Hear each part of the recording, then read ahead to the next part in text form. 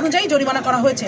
গুড়ের দোকানে আমরা ৫,০০০ টাকা জরিমানা করেছি। তাদেরকে সতর্ক করছি, তাদেরকে সময় দেওয়া হচ্ছে।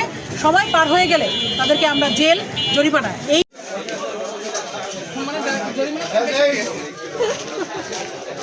এই শোনো ভদ্রলোক, কালকে একদম টোটাল এই লাইনটা তোমার সরাই ফেলতে হবে। এটা কিন্তু রাস্তার উপরে।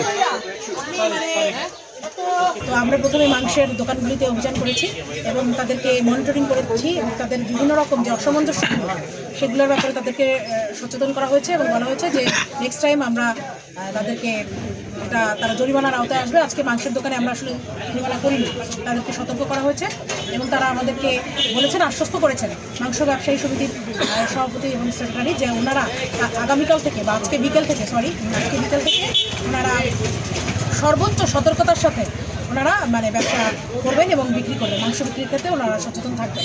এরপরে আমরা মাছ বাজারে আমরা ওনাদেরকে মাছের রং মিশানো হচ্ছে কিনা এবং যে লাইট কালারফুল লাইটটা দিচ্ছে কিনা এবং মাছটা কত দামে বিক্রি করছে, কিনে এনেছে এবং কত দামে সেল করছে, এগুলো আমরা সবগুলোই মনিটরিং করেছি। তো সেক্ষেত্রে আমরা কিছু অসামঞ্জস্য পেয়েছি। তবে মাছ ব্যবসায়ী সমিতির সভাপতি এবং সেক্রেটারি ওনাদের সহযোগিতায় আমরা অনেক ক্ষেত্রেই ওনাদেরকে আগে আমাদের কিছু সতর্কতামূলক কিছু বলা ছিল, পরামর্শ আমরা দিয়েছিলাম, সেগুলো ওনারা অ্যাপ্লাই করার চেষ্টা করেছেন এবং বড় আকারে আমরা দেখলাম যে বোর্ড দিয়েছেন। সব দোকানে নেই, কিন্তু বড় আকারে বোর্ড ওনারা যে মাছ যেখানে ওনারা ব্যবসা করেন সেখানে দিয়েছেন। এবং এরপরে আমরা মুদি দোকান এগুলোতে আসলে আমরা অনেক বেশি অসামঞ্জস্য দেখেছি। বিশেষ করে আমাদের সাথে ক্যাবও আছেন, ক্যাবের সভাপতি উনিও আছেন। বিশেষত আমরা যেটা মুদি দোকানগুলোতে দেখলাম, ওনারা জায়গার দখল করে এবং খুবই নোংরা দুর্গন্ধযুক্ত স্থানে ওনারা পরিষ্কার পরিচ্ছন্নতার কোনো বালাই নেই। ওনারা ড্রেন আটকে, পৌরসভার যে ড্রেন পরিচ্ছন্ন করা যায় না, ওনারাই অভিযোগ করেন যে ড্রেন পরিষ্কার করা হয় না। কিন্তু ড্রেন যে পরিষ্কার করবে, আপনারা আমাদের সাথে ছিলেন, আপনারা দেখেছেন ড্রেন পরিষ্কার করার মতো কোনো জায়গা ওনারা খালি রাখেননি। ওনারা পুরো জায়গাটুকু দখল করে সেখানে ওনারা ব্যবসা করছেন।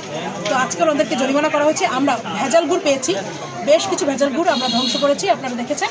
এবং আমাদের সাথে ম্যাজিস্ট্রেট সাহেব আছেন, জেলা প্রশাসনের ম্যাজিস্ট্রেট, উনি এইসবের উপরে সার্বিকভাবে বেশ কয়েকটা ধারায়, ভোক্তা অধিকারের বেশ কয়েকটা ধারায় উনি মোবাইল কোর্ট পরিচালনা করেছেন এবং ছোট অঙ্কের এবং বড় অঙ্কের অর্থাৎ অপরাধ অনুযায়ী জরিমানা করা হয়েছে। গুড়ের দোকানে আমরা ৫,০০০ টাকা জরিমানা করেছি, কারণ ওখানে আসলে আমাদের কাছে মনে হচ্ছে সার্বিকভাবে এটা অনেক বেশি, ওখানে সমস্যাগুলো, অসামঞ্জস্যটা অনেক বেশি। ওনার বিস্কিট, লেবেলবিহীন বিস্কিট বিক্রি করছে, যেটার কোনো ডেট বোঝার কোনো উপায় নেই। তারপরে আমরা একটা চায়ের দোকান দেখলাম, সে বাজারের চলাচলের রাস্তাটা আটকে চায়ের দোকান ওনার করছে। আমরা পৌরসভা এবং বাজার ব্যবসায়ী সমিতিকে অনুরোধ করেছি, উনি ভদ্রমহিলা, সে উইডো, তার ছোটো 3টা বাচ্চা, তাকে একটা স্থানে আজকের মধ্যে স্থানান্তর করবে। এবং যেসব দোকানদাররা তারা বাজারের জায়গা দখল করে আছেন, তাদেরকে আজকে 3টা পর্যন্ত সময় দেওয়া হয়েছে যে তারা এর মধ্যে তাদের সমস্ত মালামাল সরিয়ে নেবে। যদি না নেওয়া হয় আমরা সেই মতো ব্যবস্থা নিব। আমরা আইনের সর্বোচ্চ প্রয়োগে আমরা যদি প্রয়োজন হয় যাব। এবং সার্বিক যে মনিটরিং, এটা আসলে জেলা প্রশাসক স্যারের নির্দেশনায় এবং তার নজরদারিতে আমরা আসলে এই মনিটরিংটা করছি। ওনার পরামর্শ, ওনার নির্দেশনার মতোই আমরা আসলে এটা পরিচালনা করছি। এবং স্যার বলেছেন যে আমাদেরকে নির্দেশনা দিয়েছেন যে এই রমজানে যারা ভোক্তা রয়েছেন তাদের যাতে কোনো রকম ভোগান্তি না হয়, তারা যাতে স্বস্তিতে বাজার করতে পারেন এবং তারা যাতে বাজার থেকে কোনো রকম তারা কষ্ট না পান, এইটা আসলে স্যার খুব কঠিনভাবে আমাদেরকে মনিটর করতে বলেছেন। এবং আপনারা দেখতে পাচ্ছেন যে আমাদের সাথে একজন এডিশনাল এসপি উনিও আছেন। আমরা সবাই কিন্তু এই ব্যাপারে সর্বোচ্চ সচেতনতা এবং সর্বোচ্চ এখন কঠোর অবস্থানে আছে। আসলে মোবাইল কোর্টের উদ্দেশ্য তাদেরকে জরিমানা করা বা এটা আসলে মূল উদ্দেশ্য হচ্ছে তাদেরকে সতর্ক করা। আমাদের স্যার নির্দেশনা দিয়েছেন যে তাদেরকে সর্বোচ্চ সচেতন আমরা করব। আমরা কঠোর পরিশ্রম করছি, আপনারা দেখতে পাচ্ছেন দিন রাত আমরা ছুটে বেড়াচ্ছি এবং স্যার এটার সাথে পুরোপুরি জড়িত এবং স্যার সারাক্ষণ এটা নিয়ে মনিটরিং করছেন।